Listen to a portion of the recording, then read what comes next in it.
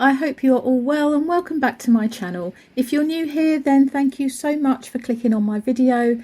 I'm Mrs. Smith, I'm a Christian, and I walk about and talk about all sorts of things from a Christian point of view. So today I was walking in Margate, which is on the coast of Kent in England, and I was walking around Palm Bay Beach, which is a dog-friendly beach all year round actually, and then I was walking in North Down Park, which is really nice. It has formal walled gardens and open spaces, and it has woods and a children's play area as well. It also has an accessible route for wheelchairs and pushchairs, and I didn't have to pay for parking either, so well worth a visit. So over the last 10 months or so since I started my YouTube channel, wow, 10 months already, can't believe it. I've been asked lots of questions about my faith, my channel and other things. So today I thought I would answer a few of those questions for you.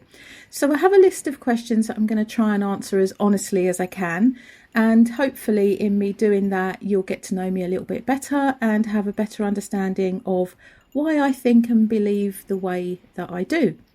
So the first question we're going to start with then is, why do you believe in God? I guess that's a fundamental question for me. But it is a bit of a difficult question for me to answer as well, though, because it involves me talking a little bit about my childhood, some of which was quite traumatic for me and is still sometimes a bit painful to talk about, but I'm going to give it a go. So I was born in a pretty rough part of London to an abusive and alcoholic mother. And I'm sharing that with you because it's really quite crucial to how I came to know that God is real. First of all, I need to tell you that I didn't know anything about God or Jesus when I was a kid. I'd never been into a church, and I didn't actually go to school much either. So I had no knowledge of God at all, really. So when my mother used to drink alcohol to excess, which was basically every day, she would become quite violent. And one of the ways I used to be able to get away from her was by running into our toilet and shutting the door and locking it. Now, I went in there because it was the only room in our home at the time with a lock on the door. Now, I guess I was about 3 or 4 years old when I started doing that. Now, I know it's going to sound odd, but every time I ran into that toilet and locked the door, waiting for my mother to calm down, I would feel like I wasn't on my own. Now, it was just a feeling, and it was a tiny room, so no one could be hiding in there, but I would feel like I wasn't alone. And on top of that, I would feel calm. I would literally feel like I was safe and calm. Even if there was screaming and shouting going on outside, which there usually was, I would feel like everything was going to be okay. I had a real sense of someone protecting me, looking after me, and I began to realise that there was someone there with me. And I started to call this person my invisible friend. And when I'd run in there and lock the door, I would sit and ask my invisible friend to help me. And always after around 10 minutes or so of me talking to my invisible friend, my mother outside would calm down and I was able to open the door and come out. In my later life, when I became a Christian and I asked God to come into my life, I had exactly the same feelings again. It was like I was transported back to being that child. And I realised that it had been God there with me in that toilet, looking after me and protecting me. It was almost as though, as a kid, although I'd never really heard of God and I'd never been into church, it was almost like I had some kind of natural inbuilt ability to sense God there with me. So, you know, personally, I don't need anyone to prove to me that God exists. I know he does. And for me, that is enough. So question number 2 that I've got here is, does God actually talk to you? So I have to say, yes, he does. And I'm not going crazy. In so many different ways as well, you know, like I can be reading the Bible and a sentence will jump out at me and I'll sense God there and I'll know it's from him. Or sometimes I'll be talking to someone and something they say will jump out at me, and again I will sense God in it. Or sometimes, and this is less frequently, I'll be in the middle of something, really busy or in a really loud place, and suddenly I will hear God very clearly, almost as if a human being is standing right next to me speaking. And it's something so sudden sometimes that it makes me jump or stops me in my tracks. So yes, God can and does speak to me in lots of ways. So another question I've got here is, why did you start your YouTube channel?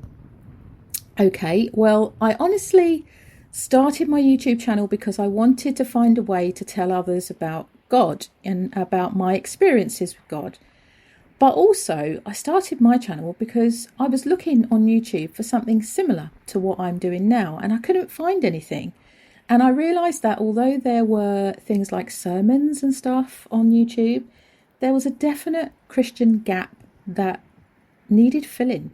So I decided in my small way to try and fill it. Also, for those of you who have watched my videos before, you'll know that I am married to a church minister. And quite often, we would be discussing something and he would say to me something like, you see things very differently to other people. Or I'd explain to him what a Bible verse meant to me and he'd say, oh, I've never thought of it like that. So I genuinely felt that I might have something to offer a Christian YouTube channel and an audience. I do realise though that my subject matter is very niche, and so I don't have a huge number of followers at the moment, but I'm still hopeful that it will keep growing. I keep praying that it will keep growing.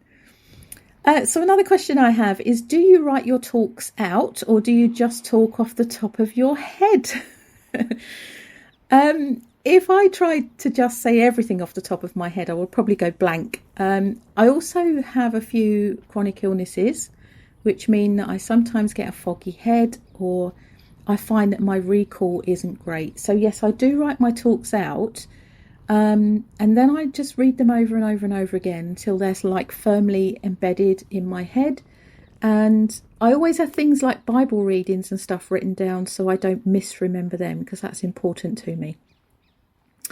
So my next question is, why did you stop walking and talking live, not live? That is a really good question, actually.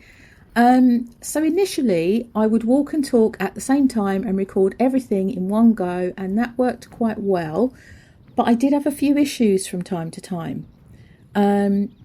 People sort of talking to me or interrupting me, or loud noises suddenly, or music and things like that. And then I started recording my audio separately from the video because I'd been unwell and I was coughing a huge amount. So I had to keep pausing and restarting my recordings, and it was just easier, to record the audio separately. But then I found that because I wasn't talking on my videos, I could take footage of a few minutes here and a few minutes there, and actually get more of the venue in and then edit it all together. So instead of just recording it all in one go, the viewers would actually see more of the location. Plus, inevitably, people, as I said, try to talk to you while you're out filming. And if it's just visual footage, I can turn the sound off. So there are lots of reasons that I still continue to record separately in that way, audio separate to video. It just makes my life a little bit easier. Plus, if I find myself at a location that I want to film, but I don't have a specific topic to talk about, it doesn't matter, because I can just film for 20 minutes or so in that location and put it in the bank and use it later. Next question is, will you ever be filming in front of the camera? So many people have asked me about this, mainly my actual friends, but my answer is that whilst I run a YouTube channel, I am actually quite a shy person, and I can almost hear my friends going, no, you're not. But the thing is, I'm not shy with them because they know me and I know them. But if you put me in a room filled with people I don't know, I'm incredibly shy and very quiet, and I'm also a little bit self-conscious. So although I will never say never, I can definitely say that I won't be standing in front of the camera anytime soon. Sorry. Another question that I've had is, how old are you? You sound young. A few people have said this to me actually. But I'm in my 50s. That's as much as you're going to get. But I'm in my 50s. But thank you to all those people who said I sound young. That's great. I'll take that. People do actually say I look a bit young as well. So I'll take both of those. You've got to take the compliments where you get them. Another question I've had is, do you have children? So I do. I have one son and one daughter. But they're all grown up, to be honest, and have left home. But I still very much try to spoil them though when I see them, and their partners.